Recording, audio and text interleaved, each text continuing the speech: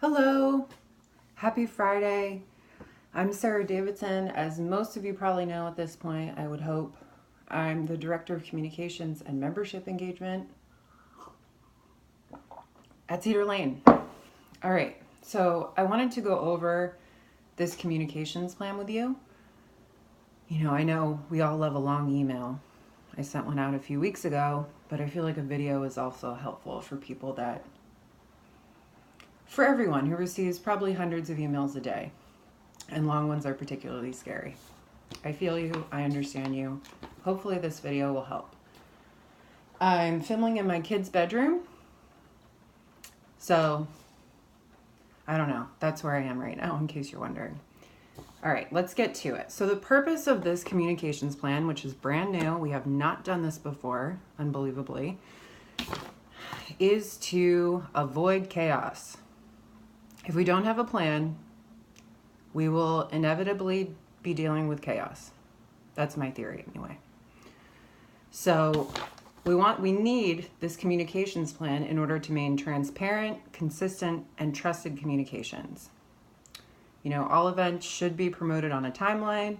They should be given their fair time to get the word out. I should have time to make flyers and publicize on the website and the e-news. There should all be order to this. I do realize this is new though, and I don't expect that we will 100% nail this year. I know that there'll be a learning curve. I know some people will hear about this and digest it sooner than others, so we will do our best. I will do my best. I'm hoping everybody will do their best. So, the communication includes a plan for promotion of the following. Is this going to be backwards?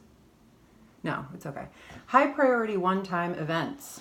Things like spirit experiences, major worship services, including in-gathering, blessing of the animals, holiday services, things like that. Concerts. Things that draw a large crowd and a wide crowd. So not a targeted crowd, not like RE parents, but just a general audience that's high in number. Mid-level priority one-time events. That is a lot of events that we do here. Those are the film series that we have, a lot of the talks that we have, labyrinth walks, what else? Ice cream social, Rock Creek cleanups, winter solstice service, game and board night with the board of trustees, things like that. So a smaller crowd and usually a more specific targeted audience.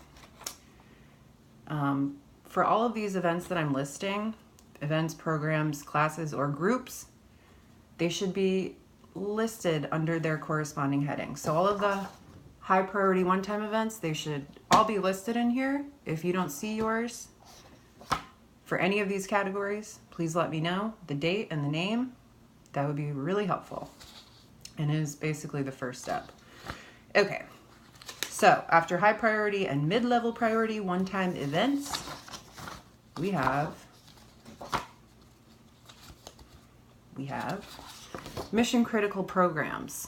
These are things like Soul Matters, sharing circles, the Sacred Fire UU program that's starting up in October, middle hour programming, which is also launching in October. We have the Ethical Eating Potluck series and Vespers, followed by the Vespers service starting in October. Beloved Conversations, which I believe is happening in January. Okay, so those are mission critical programs. Thank you to Reverend Katie and to Ginger Essink for the wording on that. It's incredible. 3 words. I love it. Okay, the fourth category for the communications plan that we'll be promoting, ongoing classes and groups. I feel like this is backwards. Okay, just bear with me. Ongoing classes and groups. Those are a lot of what we would have formerly called adult programs. So meditation, yoga, tai chi, science and religion, philosophy club, journey women. But also I'd like to group, if it's ongoing classes and group, I also want to throw in there the ecosystem study group or the Alliance book club or the environmental justice film group. Right, I'm not going to get into that right now. I will go more in depth in a moment. So that's the fourth type in the program, in the communications plan. The final event, program, ongoing class, or group type is emergent events and announcements.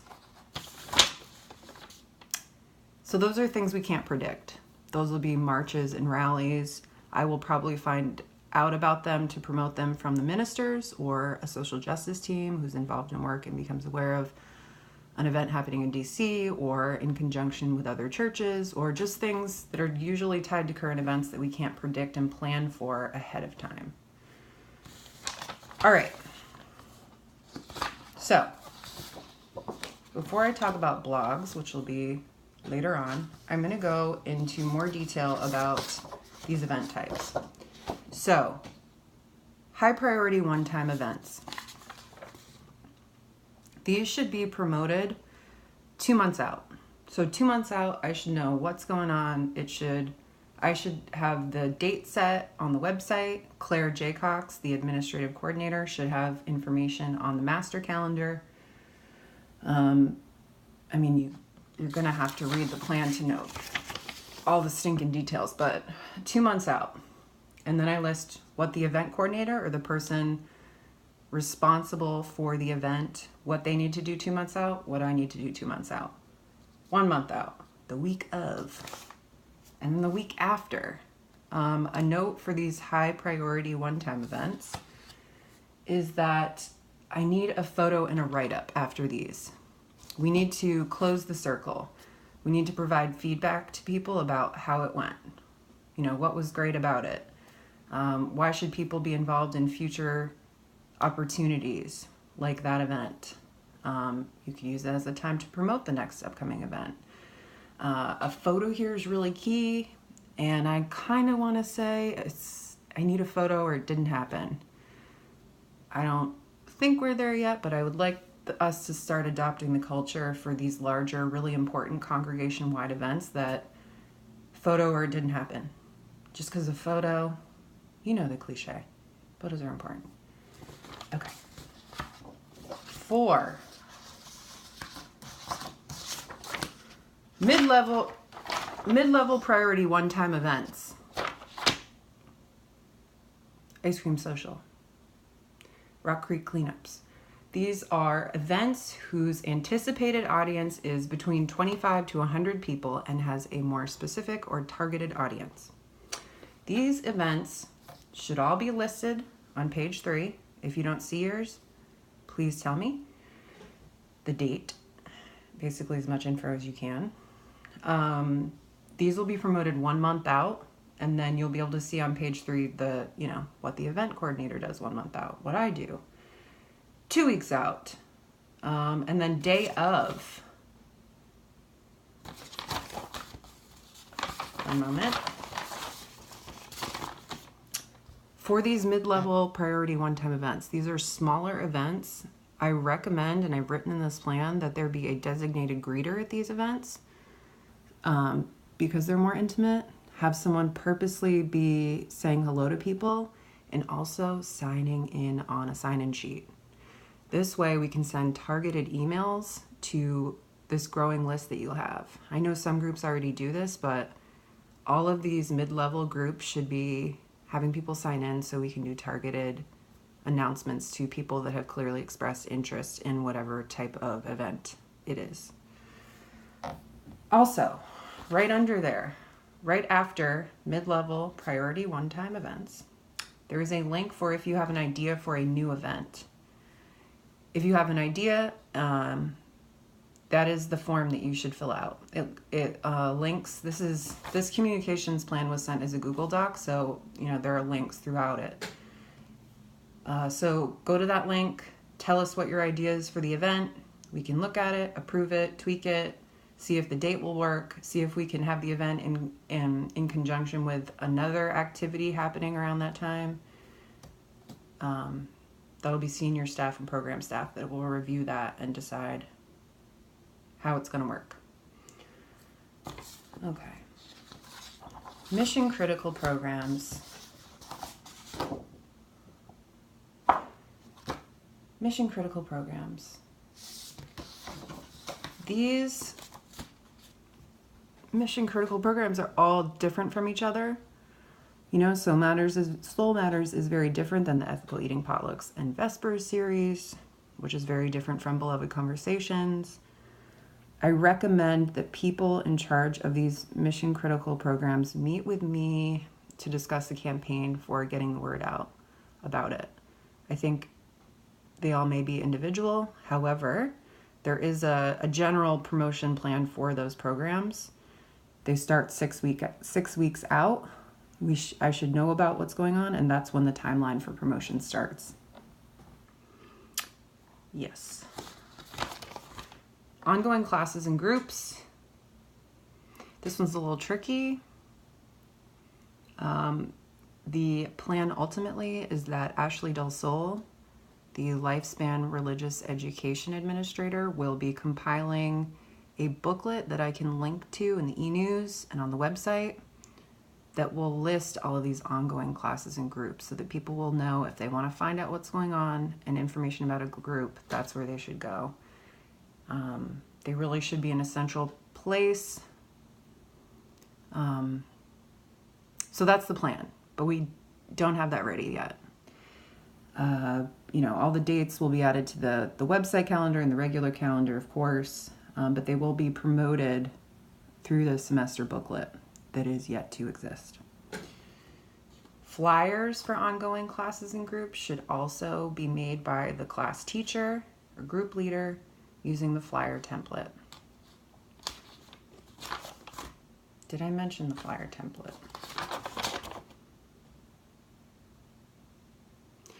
Yes. So yeah, the flyer template is listed under mid-level priority one-time events and under ongoing classes and groups.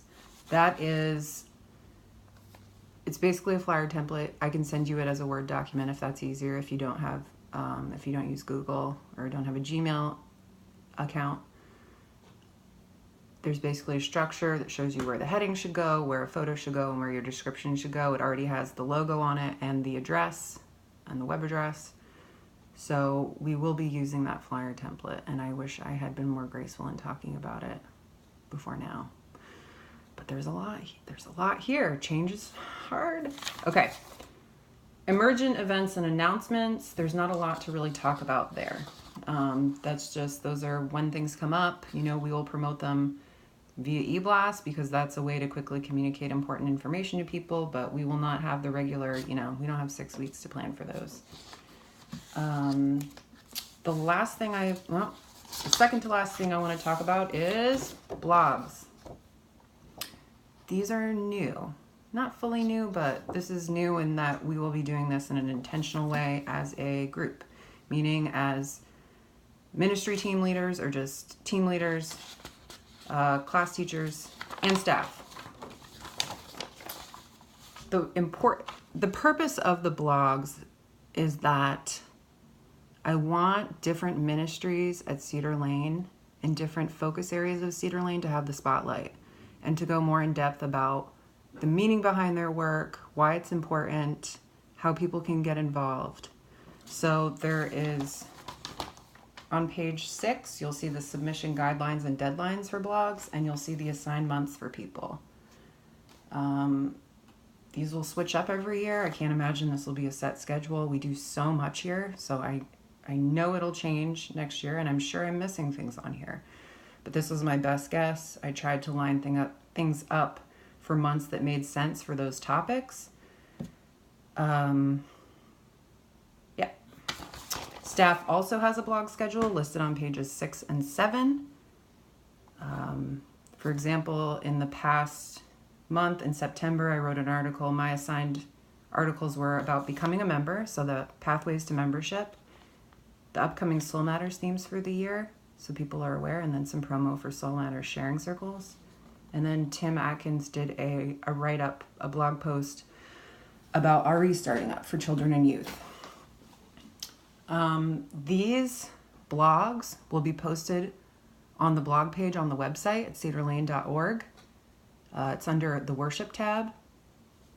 And they will also be in the monthly newsletter. The monthly newsletter is going to change in that it has largely been a duplicate of the e-news. And while, of course, we need to have some events listed, important events listed in the newsletter, I am hoping that the newsletter will take a turn and be more article-based, more in-depth. So this is my attempt at trying to make that, that little dream come true. Also, I've gotten feedback about why that is important, and I agree with it. So that is what we're trying. So thank you so much for your time. Thank you so much for trying this with me this year. I know we can do it, and I hope you all have a wonderful weekend. Take care. I forgot one important thing, and that is that I will be using, we as a group will be using Google Calendar to help us get through all of these dates that are staring us in the face now. Even if you don't have a Gmail account, that's all right. You will still get an email with the information that you don't have to actually go to the Gmail. Just trust me, it'll work. So I will be setting up a calendar, a Google Calendar that will list 2 months out for this event, 1 month out for this event, 6 weeks out for this event, this week of. And you will get an email saying what you are responsible for on your end and what I'm responsible for on my end. That way, this becomes actually manageable. Because prior to my thought of this Google Calendar, I was extremely anxious. So the Google Calendar, which I will be finalizing right after I finish this video and into next week, will be set. And then I will add, as things become known for other events that we don't know about in the future, in the spring, whenever, I will add them in, and that is how we are going to survive this. All right, now I'm really done. Have a good weekend. TGIF.